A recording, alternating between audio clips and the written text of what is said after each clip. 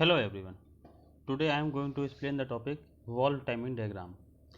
Till now I have explained different types of topic in our IC engine and compressor subject, like what is the two-stroke engine, four-stroke engine, what is the different nomenclature and terminology used in different reciprocating engines, what is the classification of heat engine, and what is the different types of rotary and reciprocating engine. I have also explained you the what is the air standard cycle, different types of air standard cycle like Carnot cycle, Stirling, Ericsson, and Otto, diesel and dual. What is the difference between all these cycles? What is the actual cycle? What is the difference between actual and ideal cycle? So till now I have explained different types of a standard cycle, actual cycle, and what are their classifications. Now the next topic is our valve timing diagram. यहाँ बेटा हमने अभी तक देखिए आपको जो बताया था कि हम किसी भी इंजन की अगर टर्मिनोलॉजी की बात करते हैं तो अपने रेसिप्रोकेटिंग इंजन में, if you are talking about our reciprocating engine, तो जब पिस्टन टीडीसी, अब देखिए हम फिर से अगेन आपसे बात कर रहे हैं, देखिए कभी भी हम अगर आपको एक्सप्लेन करेंगे तो सिंपल एक डायग्राम हमारा हमेशा बार बार आपका आएगा, इसको हम अपार्ट फ्रॉम कर देते हैं। एक सिंपल डायग्राम की बात करते हैं तो ये डायग्राम हमेशा हमेशा हमें आपको डिज़ाइन करेंगे, ये हमारा होगा पिस्टन सिलेंडर अरेंजमेंट का डायग्राम। ठीक, अगर हम इसमें बात करते हैं तो ये हमारी उस प्रेशर सिलेंडर की टीडीसी पोजीशन होती है। लोअर पार्ट में कहीं पर हम आते हैं तो ये हमारी उस पर्टिकुलर इंजन की बीडीसी पोजीशन होती है। और इस केस में होता क्या है, हमने आपको बताया था जब पिस्टन टीडीसी से बीडीसी की तरफ मूव करता है, पिस्टन टॉप से बॉटम तरफ आता है, उस समय आपका इनलेट वाल्व आपका ओपन हो जाएगा और जो भी चार्ज आपका है वो चार्ज सक करके अंदर आएगा। अगर आपका पेट्रोल इंजन है, एसआई इंजन आपका होगा तो पेट्रोल और एयर का मिक्सचर आएगा। इन case of SI CI engine आपकी सिर्फ और सिर्फ एयर आपकी सप्लाई होगी। जब पिस्टन टीडीसी से बीडीसी आया, सक्शन हुआ, इनलेट वाल्व ओपन है। आफ्टर डेट क्या होगा, जब आपका पिस्टन टीडीसी से अगेन बीडीसी जाएगा, बीडीसी से अगेन टीडीसी जाएगा, बॉटम डेड सेंटर से टॉप डेड सेंटर की तरफ अब जब आपका पिस्टन मूव करता है तो उस केस में जो भी आपका इनलेट वाल्व आपका क्लोज हो जाता है और जो भी चार्ज होता है उस चार्ज को अब आप कंप्रेस करना शुरू करते हो, धीरे धीरे उस चार्ज को कंप्रेस करते जाते हो।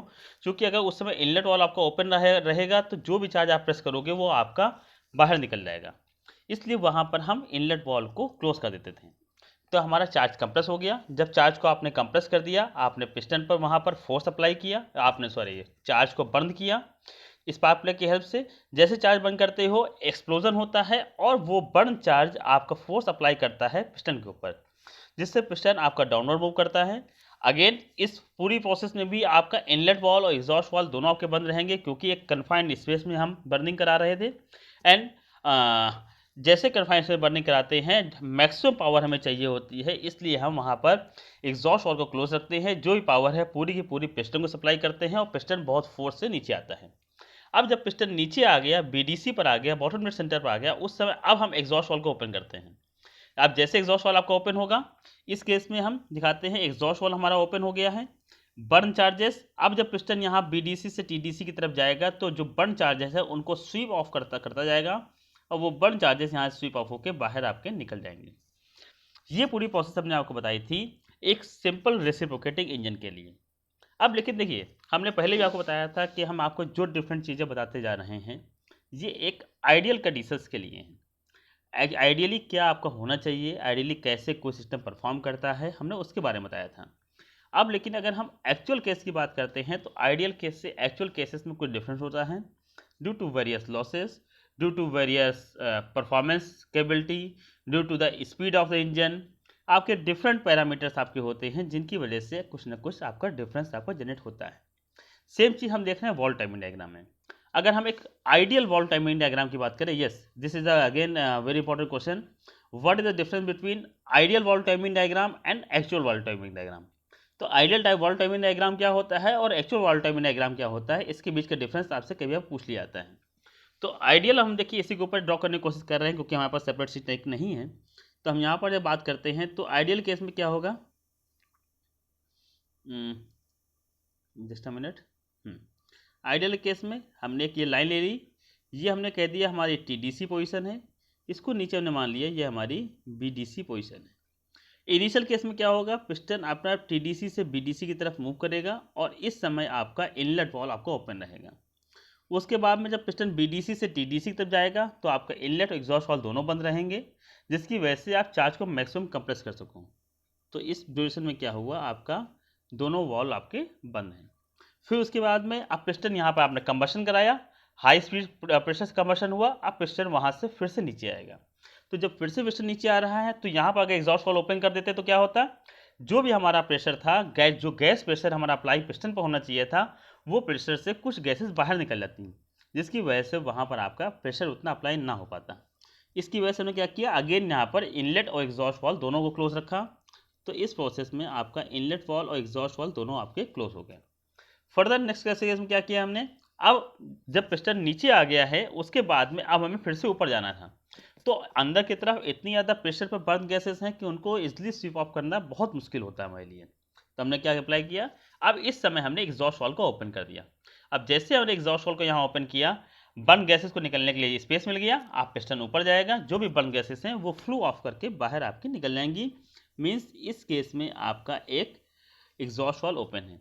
तो फर्स्ट केस की बात करते हैं, इस केस में इनलेट वॉल्व ओपन, और सेकेंड केस की बात करते हैं तो यहाँ पर आपका होता है एग्जॉस्ट वॉल्व ओपन। मीन्स जब पिस्टन फर्स्ट स्ट्रोक में टीडीसी से बीडीसी आता है सिर्फ तब इनलेट वॉल्व ओपन होता है, और लास्ट स्ट्रोक में जब पिस्टन बॉटम डेड सेंटर से टॉप डेड सेंटर जाता है तब आपका एग्जॉस्ट वॉल्व ओपन होता है।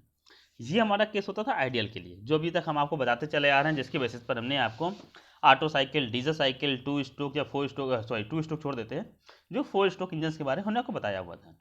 अब बात करते हैं हम actual valve timing. What is the actual valve timing? तो देखिए एक्चुअल वॉल्व टाइमिंग, अब देखिए यहाँ पर हम बात कर रहे हैं एसआई इंजन के लिए। अगर सीआई इंजन की बात करेंगे तो नियर अबाउट सेम आपकी कैटेगरी आपकी होती है। बाकी बात करते हैं, यहाँ पर दो कैटेगरी में हमने डिवाइड कर रखा है। First for low speed low velocity engine या low speed SI engine, and second is for high speed SI engine. क्योंकि जैसे जैसे इंजन की स्पीड बढ़ती जाती है वैसे वैसे वॉल्व की ओपनिंग और क्लोजिंग हमारी पार्शली वेरी करती जाती है। अब वो जो रेगुलेट होता है ओपनिंग क्लोजिंग, वो हमारी कैम के थ्रू होती थी। अब कैम की वर्किंग क्या है या फिर उसकी ओपनिंग क्या है, वो आपका फर्दर एक पार्ट है। चलिए पहले यहाँ बात कर लेते हैं। तो अगर आप इनिशियल केस की बात करते हैं, for low speed engine case की बात करते हैं, तो यहाँ पर आप देखिए टीडीसी पोजीशन से लगभग 10 डिग्री पहले ये हमारा यहाँ पर इनलेट वॉल्व हमारा ओपन हो गया। मतलब जिस समय पिस्टन टीडीसी से नीचे आ रहा होता है, हमने आपको बताया था उस समय इनलेट वॉल्व को ओपन होना चाहिए था। लेकिन यहाँ पर क्या हो रहा है, टीडीसी पोजीशन पर पहुँचने के थोड़ा पहले ही, जिस समय मतलब एग्जॉस्ट वॉल्व आपका ओपन था, उसी समय हमने इनलेट वॉल्व को भी ओपन कर दिया। अब इनलेट वॉल्व यहाँ पर लगभग 10 डिग्री पहले ओपन हो गया है। अब पिस्टन टीडीसी से बीडीसी पर आता जा रहा है, धीरे धीरे नीचे आता जाएगा सक्शन स्ट्रोक में, और आपका इनलेट वॉल्व ओपन रहेगा। मीन्स इस पूरी प्रोसेस में आपका इनलेट वॉल्व इस बॉटम पोजीशन तक आपका ओपन होना चाहिए था। लेकिन आप यहाँ पर देख रहे हो इस बॉटम पोजीशन के बाद में अगेन 10 डिग्री आफ्टर तक आपका इनलेट वॉल्व ओपन है। मीन्स अगर हम बात करते हैं for low speed SI engine, तो आपका इनलेट वॉल्व 10 डिग्री पहले ओपन होता है और 10 डिग्री बाद तक आपका ओपन रहता है। What is the reason behind that? Just because I have need much amount of charge, much amount of fresh charge, so that if you get a high amount of fresh charge, then the high energy will be generated after sparking or after combustion. तो अगर हमें high energy चाहिए होगी तो हम चाहते हैं ज़्यादा से ज़्यादा फ्रेश चार्ज आ जाए, और ज़्यादा से ज़्यादा फ्रेश चार्ज के लिए हमें ज़्यादा देर ओपनिंग रखनी पड़ेगी अपने इनलेट वॉल्व की। लेकिन इससे भी ज़्यादा देर हम ओपन रख नहीं सकते हैं क्योंकि हमारे पास कंस्ट्रेंट है। अब इसके बाद में जैसे हमने 10 डिग्री की बात करी, 10 डिग्री आफ्टर बीडीसी, अगर इसके बाद में भी आप मतलब पिस्टन आपका टीडीसी से नीचे आ गया, आने के बाद में अब पिस्टन फिर से ऊपर जाना शुरू कर रहा है तो 10 डिग्री तक ऊपर जाता है, तब तक आपका इनलेट वॉल्व ओपन रहता है। इसके बाद में अगर पिस्टन और ऊपर जाएगा, अगर तब भी इनलेट वॉल्व ओपन रहेगा तो क्या होगा, जो चार्ज आपने अंदर लिया था अब आप जो ऊपर जा रहे हो तो उसको सिर्फ आपको आप प्रेशराइज करके आप बाहर निकाल रहे हो, फिर से इनलेट वॉल्व में आप उसको वापस भेज रहे थे। इसलिए हमारे पास कुछ कंस्ट्रेंट है कि बहुत देर तक ओपन नहीं रह सकते हैं। तो आफ्टर लॉट्स ऑफ कैलकुलेशन हमने एक फाइनल एक कंक्लूजन पर हम पहुंचते हैं कि इनलेट वॉल्व टीडीसी के 10 डिग्री पहले से लेकर के बीडीसी के 10 डिग्री बाद तक ओपन रहता है। आफ्टर डेट अगर हम बात करते हैं तो कंप्रेशन प्रोसेस हमारी शुरू हो जाती है। कंप्रेशन प्रोसेस में देखते हैं आप, ये आपके देख कंप्रेशन प्रोसेस शो कर रहा है, कोई इनलेट वॉल्व ओपनिंग नहीं है। आपका पिस्टन नीचे से ऊपर तक गया, चार्ज को कंप्रेस किया, जब पिस्टन टीडीसी पर पहुंच गया, स्पार्क प्लग से स्पार्किंग कराई आपने, चार्ज बर्न हुआ, बंद होने के बाद में पिस्टन फिर से नीचे आ रहा है।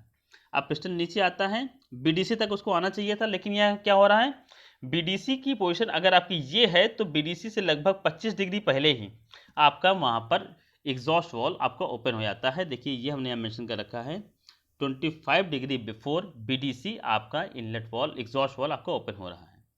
इसकी रीज़न हम आपको बता चुके हैं, due to blow by measurement या due to blow by method. Blow by method के बारे में हमने आपको बताया ब्लो डाउन आप प्रोसेस हमने आपको बता रखी है। ब्लो डाउन प्रोसेस बेसिकली आपकी होती है कि आप चाहते हो जब पिस्टन पूरा नीचे आए, अगर इस समय एग्जॉस्ट वॉल को ओपन करते हो तो पिस्टन को ज़्यादा फोर्स लगाना पड़ता है अंदर हाईली प्रेशराइज गैसेस को पुश करके बाहर निकालने के लिए। तो इस case just because of that I have open the exhaust valve 25 degree before the BDC as you are saying here. After that we are going to piston goes from BDC to TDC. अब जैसे से piston यहाँ BDC से TDC जाता जाएगा, आपका exhaust valve open है, burn gases बाहर निकलती जाएंगी। अब लेकिन अगेन आप यहाँ पर देख रहे हो पिस्टन को टीडीसी पहुँचने के 5 डिग्री बाद तक आपका यहाँ पर एग्जॉस्ट वॉल आपका ओपन है। अब ये 5 डिग्री बाद तक एग्जॉस्ट वॉल के ओपन है, तो बेसिकली हम भी यहाँ पर चाहते हैं, अगेन हमारी रिक्वायरमेंट ये है जो भी आपका बर्न चार्जेस आपके कंबशन चैम्बर के अंदर है वो मैक्सिमम बर्न चार्ज बाहर निकल जाए। अगर बर्न चार्ज आपके कंबशन चैम्बर के अंदर रह गया, तब जब आप दोबारा फ्रेश चार्ज लेते हो तो फ्रेश चार्ज के साथ में बर्न चार्ज आपका मिक्स हो जाएगा, जिसकी वजह से आफ्टर कंबशन जो आपको maximum amount of fresh charge की एनर्जी मिलनी चाहिए थी वो नहीं मिल पाएगी, क्योंकि फ्रेश चार्ज के साथ साथ में बर्न चार्ज आपका पहले से ही है। तो इसकी वजह से हम चाहते हैं कि मैक्सिमम हमारा एक बर्न गैसेस बाहर निकल जाएं, और इसकी वजह से ही हम आपका एग्जॉस्ट वॉल को 25 डिग्री पहले से लेकर के 5 डिग्री बाद तक हम इसको ओपन रखते हैं। अब बाद तक ओपन रखने का क्या, पहले ओपन रखने का केस हमने आपको बता दिया। पहले ओपन रखने का बेसिकली रीज़न ये है कि जो ब्लो डाउन में एक प्रोसेस थी आपका वो आपका कम हो जाए।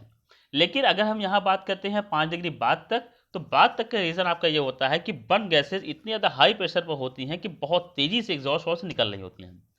जब पिस्टन ऊपर पहुंच जाता है टीडीसी पर और जब नीचे आ रहा होता है, उस समय इनलेट वॉल भी आपका ओपन होता है और एग्जॉस्ट वॉल भी ओपन होता है। ये देखिए दोनों वॉल आपके ओपन है। इनलेट वॉल से चार्ज अंदर आ रहा है, लेकिन जो एग्जॉस्ट वॉल है उससे बर्न गैसेस इतने हाई प्रेशर से बाहर निकल रही थी कि रिमेनिंग गैसेस भी ड्यू टू इनर्शिया ऑटोमेटिकली आपके इंजन से बाहर, आपकी सिलेंडर के बाहर निकल जाती हैं। Just because of that I open the exhaust wall after 5 degree of the TDC. तो ये आपका सिंपल प्रोसेस आपका हो जाता है for a low speed SI engine. अगर हम सिंपल वर्ड में कहें तो लो स्पीड एसआई इंजन के लिए इनलेट वॉल 10 डिग्री पहले, टीडीसी के 10 डिग्री पहले से बीडीसी के 10 डिग्री बाद तक ओपन रहता है, और एग्जॉस्ट वॉल की बात करते हैं तो बीडीसी के 25 डिग्री पहले से लेकर के टीडीसी के 5 डिग्री बाद तक वो आपका ओपन रहता है। ये आपकी पूरी प्रोसेस आपकी होती है for a low speed SI engine. हम बात कर लेते हैं for high speed SI engine. अब देखिए यहाँ पर हाई स्पीड एसआई इंजन की केस की अगर हम बात करते हैं तो high speed SI engine case में प्रोसेस सिमिलर वही है। इनलेट वॉल अगेन टीडीसी के कुछ पहले ओपन होगा, बीडीसी के बाद तक ओपन रहेगा। एग्जॉस्ट वॉल बीडीसी के कुछ पहले ओपन होगा और टीडीसी के बाद तक ओपन रहेगा। लेकिन ये जो ओपनिंग का जो आपका एंगल टाइम है, जो एंगल आपका है, वो आपका बढ़ जाता है for a high speed engine. Sorry, देखिए अब यहाँ पर अगर बात करते हैं तो इनलेट वॉल अगर आप देखिए तो इनलेट वॉल वाला केस आपका 10 डिग्री पहले तो ओपन हो रहा है जस्ट लाइक लो स्पीड के लिए, लेकिन 60 डिग्री बाद तक आपका ओपन रहता है। कितना बड़ा आपका पार्ट है देखिए, पहले हमारा सिर्फ 10 डिग्री था, अब 60 डिग्री बाद तक ओपन रहता है। मीन्स पिस्टन टीडीसी से बीडीसी आ गया, बीडीसी तक आने के बाद में पिस्टन फिर से ऊपर जाने लगा और जब तक यहाँ तक गया तब तक इनलेट वॉल ओपन है। हम आपसे क्या कह रहे थे, जब पिस्टन नीचे आ जाएगा, अब यहाँ से ऊपर जाएगा तो चार्ज को कंप्रेस करेगा और कंप्रेस करने की वजह से फ्रेश चार्ज को ये बाहर निकाल सकता है या इनलेट वॉल में वापस भेज सकता है। लेकिन यहाँ पर उस कंडीशन को होने के बावजूद हम यहाँ पर 60 डिग्री बाद तक इनलेट वॉल को ओपन रखते हैं। जस्ट सेम केस आपका एग्जॉस्ट वॉल के लिए भी होता है। अगर एग्जॉस्ट वॉल का केस देखिए तो ये आपका बीडीसी के 55 डिग्री पहले से लेकर के और टीडीसी के 20 डिग्री बाद तक ये आपका ओपन रहता है। तो ये वॉल की जो ओपनिंग टाइमिंग आपका है, जो ओपनिंग एंगल वाला प्रोसेस है, ये आपका इंक्रीज कर जाता है in case of high speed SI engine. The reason behind that is in high speed engine reciprocates with very high speed, and due to this high speed engine the suction time and the exhaust time is reduces in much quantity. इसकी वजह से होता क्या है कि आपका इतनी ज़्यादा क्वांटिटी में आपका जो आपका मान लीजिए पहले अगर कोई आपका सक्शन का या एग्जॉस्ट का जो आपका टाइम था वो अगर इन एज ए एग्जांपल अगर आपका 15 माइक्रोसेकंड था तो हाई स्पीड इंजन के केस में क्या हो गया वो आपका 7 या 10 माइक्रोसेकंड रह गया। तो जैसे जैसे आपका इनलेट वॉल्व की ओपनिंग के टाइम या आपका इनलेट चार्ज के सक्शन का टाइम आपका कम होता है तो चार्ज का सक्शन टाइम कम होने का मतलब क्या है, उतनी कम क्वांटिटी में चार्ज भी आपका आएगा।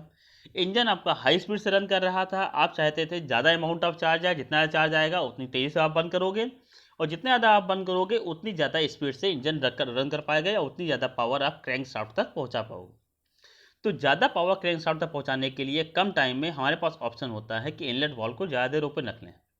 अगर इनलेट वॉल्व को ज़्यादा देर ओपन रखेंगे तो मैक्सिमम अमाउंट ऑफ चार्ज हमारे पास अंदर आएगा, जिसकी वजह से इजीली हम उसको बंद करा सकते हैं और मैक्सिमम पावर गेन कर सकते हैं। सेम केस एग्जॉस्ट वॉल्व के लिए होता है। हमारी रिक्वायरमेंट होती है कि मैक्सिमम बर्न चार्जेस हमारा बाहर निकल जाए, क्योंकि बर्न चार्ज अगर पूरा बाहर नहीं निकलेगा तो इन दैट केस आपका इंजन के अंदर बर्न चार्जेस पहले से मौजूद रहेगा तो फ्रेश चार्ज अंदर कम आ पाएगा। तो इस पर्पस को फुलफिल करने के लिए इनलेट और एग्जॉस्ट वॉल्व की टाइमिंग इंक्रीज कर दी जाती है in case of high speed SI engine. ये हमारा हो गया वॉल्व टाइमिंग डायग्राम। हाँ, एक अगेन फिर से मैं आपको रिमाइंड करा रहा हूँ, बहुत इंपॉर्टेंट चीज़ है, what is the difference between actual valve timing diagram and ideal valve timing diagram.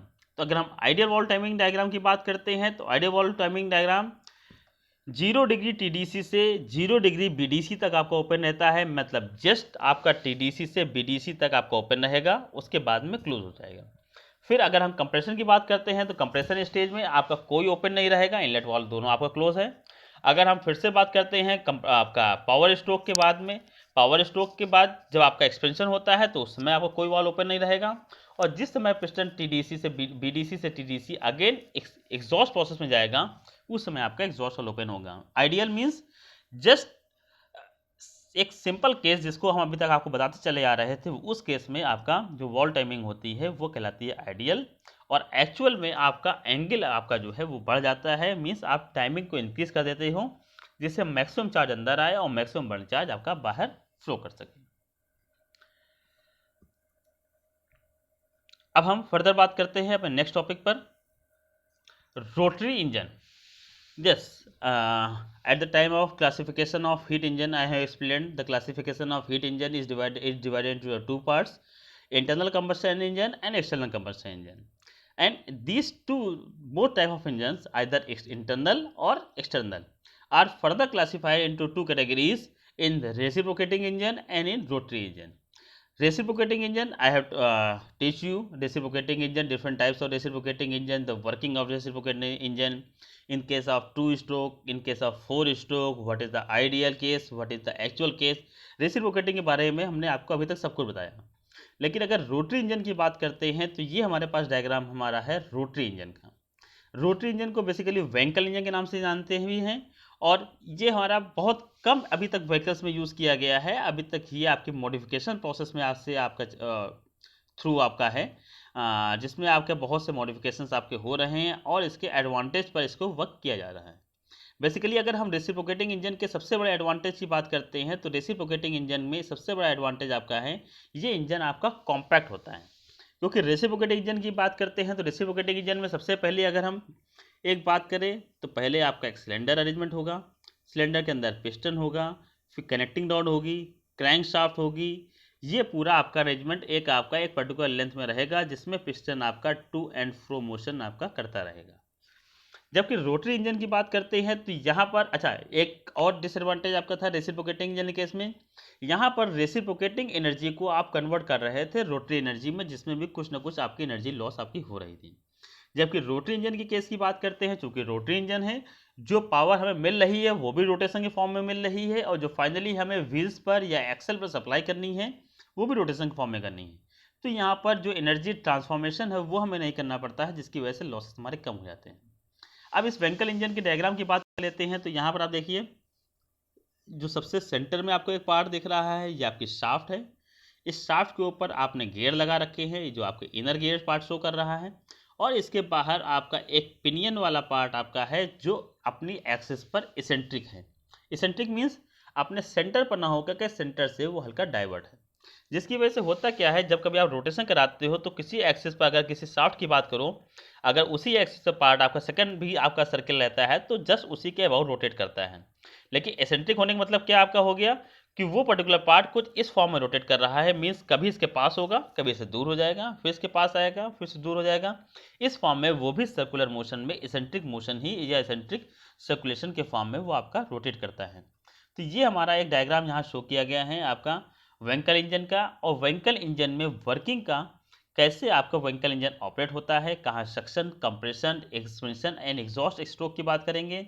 Same वही आपके स्ट्रोक आपके होते हैं, बस उनकी नंबर ऑफ प्रोसेस और उनकी ओरिएंटेशंस आपकी वेरी कर जाती है।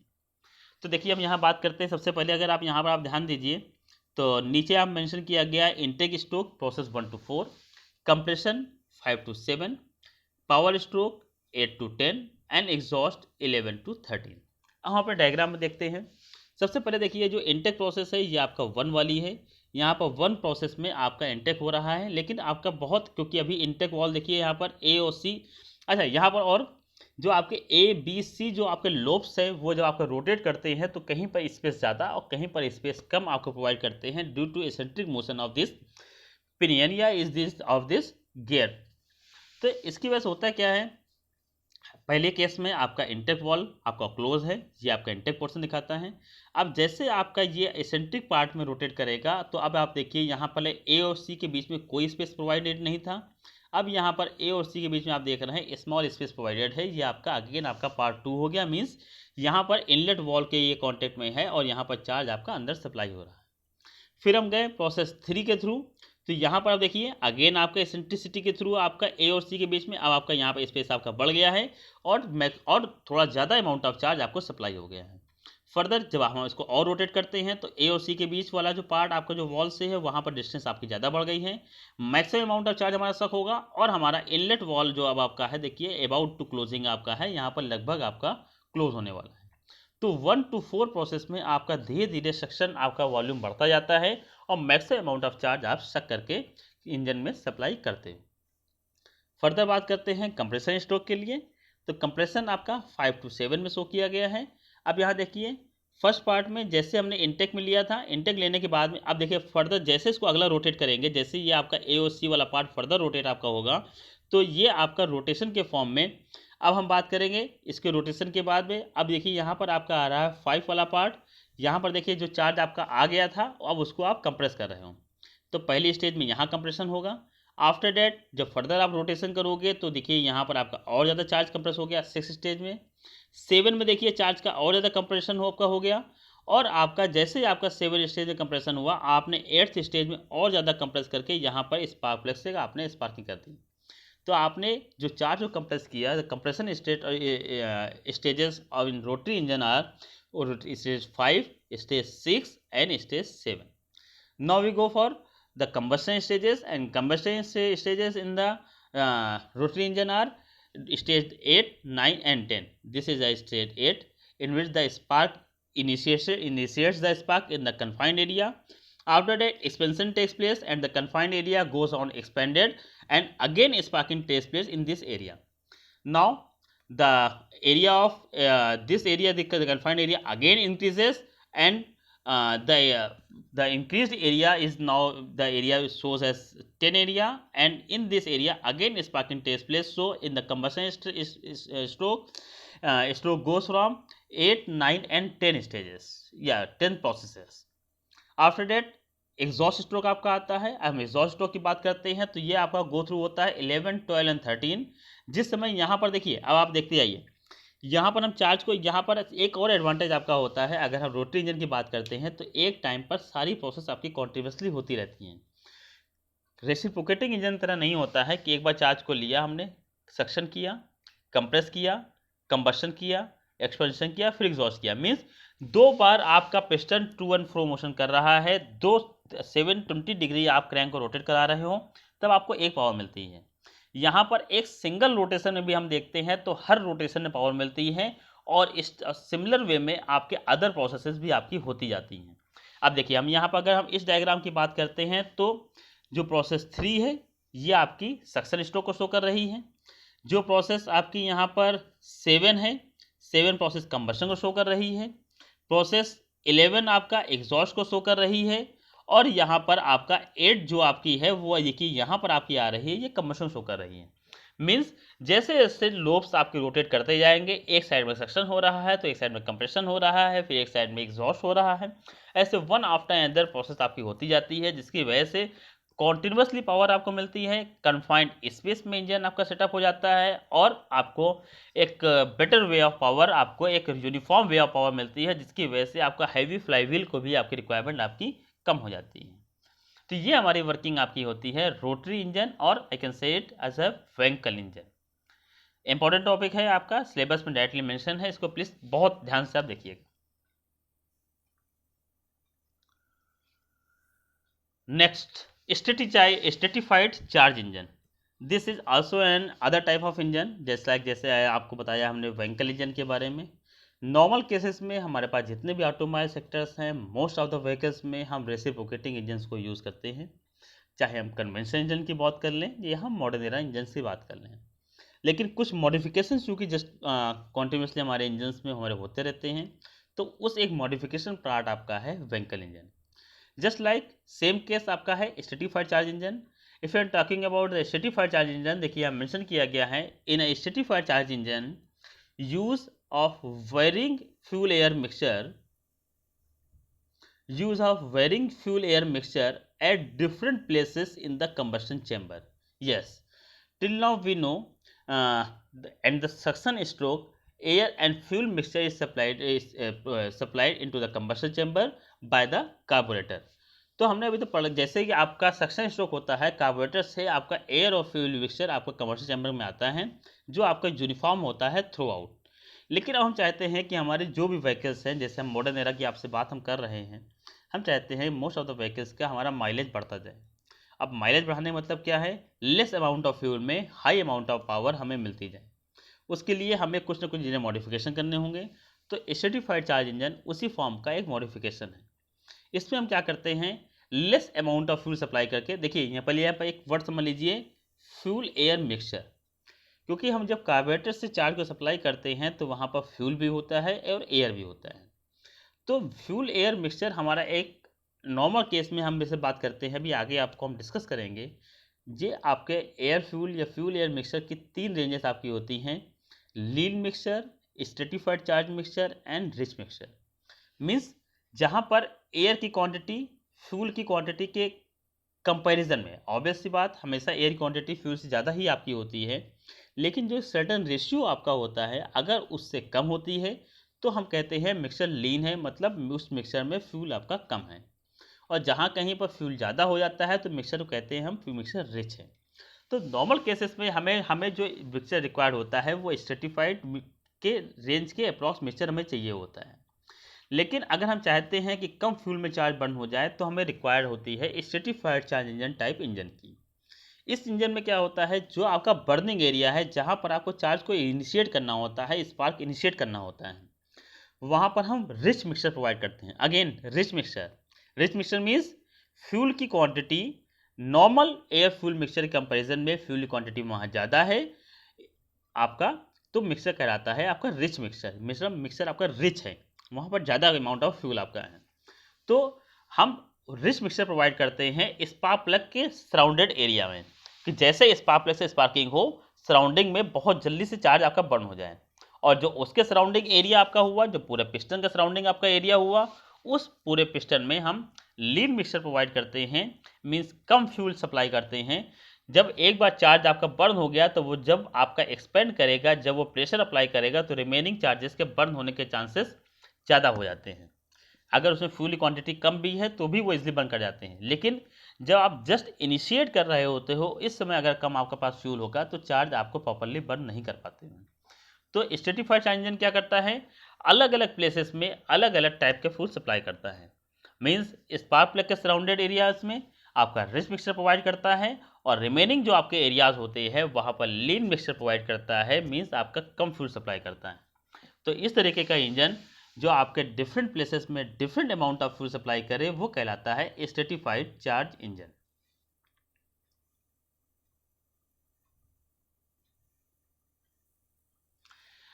अब फर्दर मेरा नेक्स्ट टॉपिक है fuels for SI and CI engines.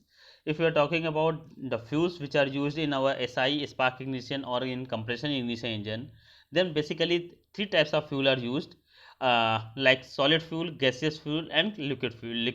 Liquid fuel. This is the broad classification. If you go for further classification, I will talk what are the different types of fuels used in our SI and CI engine. If you talk about the solid fuels, then the best example is coal. If you go for the gaseous fuels, then the examples of gaseous fuel like CNG, LPG, methane, ethane, different types of gases which are used for burning of the charges and running for an automobile engine. If you go for the liquid fuels, the liquid fuel I am generally using in our automobile sector like petrol and diesel. Further, if you're talking about different types of liquid fuel like methanol, ethanol, etc., different types of fuels are also used in our SI and CI engines.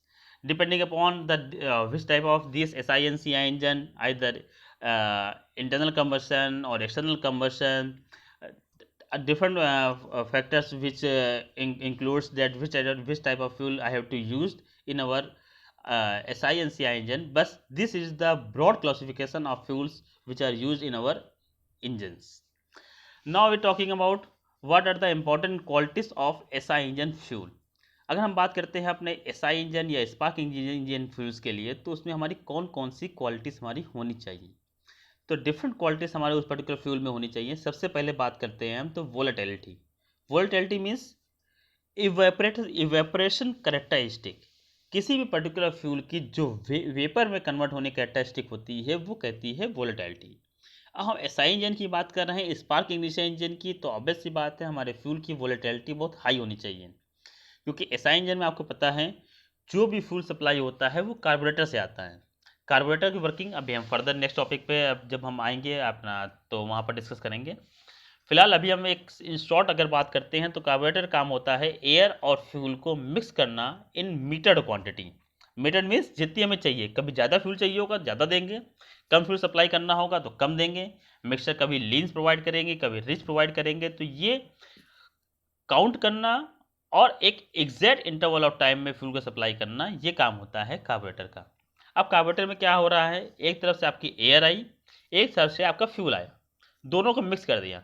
तो अगर fuel आपका liquid form में आपका रहेगा, air obviously बात gases form में आपकी है, तो लिक्विड और गैस को तो आप मिक्स नहीं कर सकते हो. उस केस में हमारी रिक्वायरमेंट होती है कि हम जो आपका फ्यूल है, जो आपका पेट्रोल आप सप्लाई कर रहे हो, जो आप गैसोलीन सप्लाई कर रहे हो, वो आपकी वेपर फॉर्म में हो. और वेपर फॉर्म में आपके जो गैसेस आपकी जो आपका फ्यूल है वो तब होगा जब उसकी वोलेटिलिटी ज़्यादा होगी. तो इन डेट केस जो आपका फ्यूल आपका हम यूज़ करते हैं वो आपका हाईली वोलेटाइल होना चाहिए. जैसे हाईली वोलेटाइल फ्यूल आप सप्लाई करोगे जल्दी से वेपर में कन्वर्ट होगा. एयर और वेपराइज फ्यूल का मिक्सचर आपका जनरेट होगा, कंबशन चैम्बर में आएगा, कंप्रेस करोगे, जैसे आपने स्पार्किंग किया दोनों का मिक्सचर बेटर फॉर्म में मेंटेन रहेगा और जल्दी बन रहेगा. अगर वोलेटिलिटी कम हो गई, किसी तरीके से आपने मिक्सचर को मिक्स करके कमर्शियल चैम्बर के अंदर भेज भी दिया, तो भी उस केस में क्या होगा कि ये अगर हम पिस्टन सिलेंडर अरेंजमेंट की बात कर लेते हैं, तो जो भी आपका यहाँ पर चार्ज आपका आया इनलेट वॉल से, चार्ज आपका जैसे आपका आया आपका अंदर चार्ज फिल हो गया. क्योंकि अगर आपका फ्यूल वोलेटाइल कम है तो वो वाटर आपका ड्रॉपलेट्स के फॉर्म में आपका फ्यूल नीचे रहेगा, एयर आपकी ऊपर रहेगी. तो इन डेट केस क्या होगा, जब स्पार्क प्लस से स्पार्किंग आप करेंगे तो जब मिक्सचर जनरेट नहीं होगा तो बर्निंग में समय ज़्यादा लगेगा. तो उस केस में आपका इंजन प्रॉपरली ऑपरेट नहीं होगा, नॉकिंग होगी और आपके डिफरेंट आपके फैक्टर्स जनरेट होंगे. तो सबसे इंपॉर्टेंट चीज़ अगर हम क्वालिटी की बात करते हैं तो जो भी वोलेटिलिटी आपकी फ्यूल की है वो आपकी हाई होनी चाहिए. Next, starting and warm up characteristic. Engine की starting and warm up characteristic आपकी बहुत अच्छी होनी चाहिए. मीन्स इंजन को जल्दी से जल्दी वार्म अप आपका होना चाहिए और बेटर कंडीशन में और स्टार्ट आपका होना चाहिए.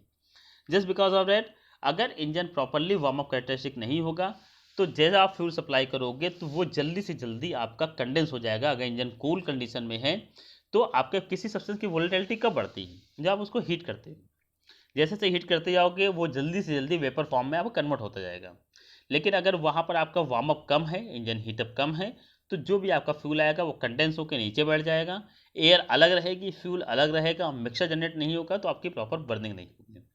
तो अगर हम बात करते हैं starting and warm up characteristic की, तो ये आपकी ये भी हाई होनी चाहिए. ऑपरेटिंग रेंज परफॉर्मेंस, जो भी आपका पर्टिकुलर इंजन है, जो भी आप पर्टिकुलर फ्यूल की रेंज आपकी है, उस पूरी की पूरी रेंज में आपका जो इंजन है वो बेटर परफॉर्म करना चाहिए। मीन्स ऑपरेटिंग रेंज परफॉर्मेंस आपकी बहुत हाई होनी चाहिए। अब जैसे हम पेट्रोल की बात कर लेते हैं, मान लीजिए हमने आपसे कह दिया कि पेट्रोल की ऑपरेटिंग रेंज आपका 5 डिग्री सेंटीग्रेड से लेकर के 42 डिग्री सेंटीग्रेड या 45 डिग्री सेंटीग्रेड है, क्योंकि हमें व्हीकल को विंटर में भी स्टार्ट करना होता है और हमें समर में भी, जो हम चाहते हैं व्हीकल हमारा वन किक में या फिर वन टाइम में स्टार्ट हो जाए। तो ये जो डिफरेंट इतनी हाई रेंज जो हमारी जो आपकी व्हीकल की ऑपरेटिंग है, जो अदर अदर टेम्परेचर रेंजेस में आपकी होती है, वो आपकी हाई होनी चाहिए। जितनी ज़्यादा ऑपरेटिंग रेंज परफॉर्मेंस उसकी बेटर होगी, फ्यूल आपका उतना ही बेटर माना जाएगा। अगर उसकी ऑपरेटिंग रेंज परफॉर्मेंस कम है, कम ऑपरेटिंग रेंज में वो परफॉर्म कर पा रहा है, तो वो फ्यूल की क्वालिटी पुअर मानी जाएगी। मीन्स अगर हम यहाँ बात करते हैं तो जो आपकी ऑपरेटिंग रेंज परफॉर्मेंस आपकी है वो आपकी हाई अगेन होनी चाहिए। Next, crankcase dilution. Crankcase dilution मतलब, अब देखिए यहाँ पर आप इन किसी भी, सॉरी एक जस्ट अ मिनट, हाँ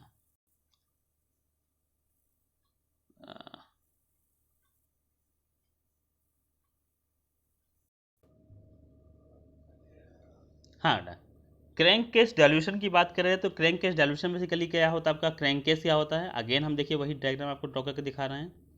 ये हमारा पिस्टन सिलेंडर अरेंजमेंट है। पिस्टन सिलेंडर अरेंजमेंट में ये आपकी क्रैंक शाफ्ट एरिया कहलाता है, और इस क्रैंक शाफ्ट एरिया में जो भी आपका पर्टिकुलर, ये आपका क्रैंक शाफ्ट एरिया हो गया, और इस क्रैंक शाफ्ट एरिया में जो भी आपका, अगर आपका यहाँ पर कोई चार्जेस या इसको डाइल्यूट करने वाला कोई पार्ट आपका आ रहा होता है इसके सराउंडेड में, तो वो कहलाता है क्रैंक केस डाइल्यूशन। तो ये क्रैंक केस डाइल्यूशन कब होगा, जब हमारे पास इनलेट कंपोनेंट में जो हमारे पास एयर फ्यूल का मिक्सचर आएगा, और अगर फ्यूल की वोलेटिलिटी कम है तो फ्यूल कंडेंस होकर नीचे आ जाएगा, और वो फ्यूल साइड्स के थ्रू जब बह के नीचे आता है तो इस पर्टिकुलर क्रैंक केस को डाइल्यूट करता है। तो जो भी अगेन क्रैंक केस डाइल्यूशन की अगर हम बात करते हैं कि अपने इंजन में, तो क्रैंक केस को कम से कम डाइल्यूट होना चाहिए।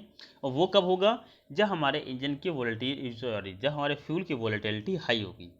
ज़्यादा वोलेटाइल होगा तो वो ड्रॉपलेट के फॉर्म में कंडेंस नहीं होगा तो क्रैंक केस में नहीं आएगा, और in that case crank case dilution will be less. तो if you talking about crank case dilution, तो क्रैंक केस डाइल्यूशन आपका कम होना चाहिए, या फिर अगर हम अदर सेंस में बात करें तो हमारा नहीं होना चाहिए। Vapour lock characteristic, again this is a contradictory point. Till now I am telling you that the volatility of your fuel should be high, but if the volatility of your fuel is much higher than the required amount, then the vapor lock characteristic will be generated. अब vapour lock characteristic क्या होता है, अब फिर से एक बार हम आपको डायग्राम के थ्रू दिखाते हैं, अपना रेसिप्रोकेटिंग इंजन का डायग्राम। यही डायग्राम आपको कहीं पर भी हम किसी भी चीज़ की बात करेंगे यही आपको एक्सप्लेन करेगा। अब देखिए आपका, अगर हम बात करते हैं कार्बोरेटर वाले पार्ट की या इनलेट वॉल की, तो इनलेट वॉल से आपका एयर फ्यूल का मिक्सर सप्लाई होता है। एयर फ्यूल के मिक्सर में क्या होता है, आपका फ्यूल आपका आ रहा होता है, जो आपका वोलेटाइल आपका फ्यूल होता है तो वेपर फॉर्म में होता है, साथ में एयर होती है। तो फ्यूल की वेपर्स और एयर मिक्स होकर कंबशन चैम्बर के अंदर सप्लाई होती हैं वाया इनलेट वॉल। लेकिन अगर फ्यूल बहुत ज़्यादा वोलेटाइल आपका होगा तो उस केस में क्या होगा, जो भी आपके गैसेस है बहुत ज़्यादा फ्यूल की गैसेस बनेंगी, और जब फ्यूल की गैसेस आपकी बहुत ज़्यादा हो जाएंगी तो उस केस में जो भी चार्ज आपका जब इनलेट वॉल के थ्रू अंदर आएगा तो यहाँ पर बहुत ज़्यादा एक्सेसिव एक्सपेंशन शो करेगा, और इसकी वजह से यहाँ पर आपका जो इनलेट मैनिफोल्ड एरिया है यहाँ पर वेपर लॉकिंग कैरेक्टरिस्टिक को शो करेगा। मीन्स एक कन्फाइंड एरिया में जब बहुत ज़्यादा गैसेस आने लगेंगी तो क्या होगा, वहाँ पर एक लॉकिंग हो जाएगी और आपकी ज़्यादा अमाउंट ऑफ गैसेस अंदर की तरफ सप्लाई नहीं हो पाएंगी। तो आपका, हम अभी तक आपसे बात कर रहे थे कि जो भी आपका फ्यूल है उसकी वोलेटिलिटी ज़्यादा होनी चाहिए, but that should be in sufficient amount. अगर एक्सेसिव अमाउंट ऑफ आपकी वोलेटिलिटी आपकी हो जाएगी तो वेपर लॉक कैरेक्टरिस्टिक को जनरेट कर देगा। मीन्स अगर हम अपने इंजन की बात करें तो वेपर लॉक कैरेक्टरिस्टिक आपकी कम होनी चाहिए या फिर नहीं होनी चाहिए। एंटी नॉक क्वालिटी, जो भी फ्यूल आप यूज़ कर रहे हो उसमें एंटी नॉक कैरेक्टरिस्टिक होनी चाहिए, मतलब उस फ्यूल में नॉकिंग आपकी नहीं होनी चाहिए। अब बात करते हैं नॉकिंग क्या है, तो अभी फर्दर हम अपने नेक्स्ट टॉपिक में आपको एक्सप्लेन करेंगे नॉकिंग क्या होती है। नॉकिंग इन शॉप्स, अगर हम वर्ड वाइज मीनिंग इसकी बात करें तो नॉकिंग जस्ट लाइक होता है नॉक करना। तो जब कभी आप किसी कंबशन चैम्बर के अंदर कुछ चार्ज को बर्न करते हो और उस फ्यूल की क्वालिटी अगर पुअर होती है तो उस केस में क्या होता है, जो आपका बर्निंग होती है वो आपकी एब्रप्ट होती है, वो आपकी एक सीक्वेंशियल वे ऑफ बर्निंग नहीं होती है। जब सडनली एब्रप्ट बर्निंग हो गई है, कहीं प्रेशर राइज हो रहा है, कहीं पे प्रेशर डाउन हो रहा है, तो इसकी वजह से क्या होता है, इंजन आपका वाइब्रेट करता है और वहाँ पर एक एब्रप्ट साउंड प्रोड्यूस होती है, उसी को कहते हैं नॉकिंग। तो जो भी आपका फ्यूल हो उसमें एंटी नॉकिंग कैरेक्टरिस्टिक होनी चाहिए, मीन्स नॉक को कम से कम प्रोड्यूस करना चाहिए। अब एंटी नॉकिंग कैरेक्टरिस्टिक क्या है, जस्ट नेक्स्ट टॉपिक में आपको हम एक्सप्लेन करेंगे। यहाँ से इतना से बता सकते हैं, एंटी नॉकिंग क्वालिटी जो आपकी फ्यूल की है वो हाई आपकी होनी चाहिए। गम डिपॉजिट्स, फ्यूल में गम डिपॉजिट कैरेक्टरिस्टिक नहीं होनी चाहिए, मतलब ऐसा आप ना हो फ्यूल बर्निंग के बाद में एक गमी नेचर फॉर्म कर ले जो पिस्टन और सिलेंडर के बीच में स्टिक करें और पिस्टन को मूवमेंट में आपको वहाँ पर फ्रिक्शन जनरेट करना शुरू करते हैं। Sulphur content should be low, gum deposit नहीं होना चाहिए। Sulphur content should be low, sulphur content को हम नेगलेक्ट तो नहीं कर सकते हैं क्योंकि वो एक हाइड्रोकार्बन्स का पार्ट आपका होता है। जो कभी हम पेट्रोल या डीजल की बात करते हैं, हाइड्रोकार्बन का पार्ट तो नहीं कहेंगे हम, लेकिन कहीं पेट्रोल और डीजल की बात करते हैं तो उसमें कुछ ना कुछ सल्फर कंटेंट आपके रहते हैं। लेकिन सल्फर कंटेंट हमारे कम से कम होने चाहिए क्योंकि सल्फर कंटेंट ही सबसे ज़्यादा क्रोजन को प्रमोट करते हैं। तो जितने कम सल्फर कंटेंट होंगे उतने ही क्रोजन के चांसेस आपके कम रहेंगे। तो this are the important qualities of SI engine fuel. Now I will talk about the qualities of CI engine fuel. The different qualities of CI engine fuel और anti knock characteristic.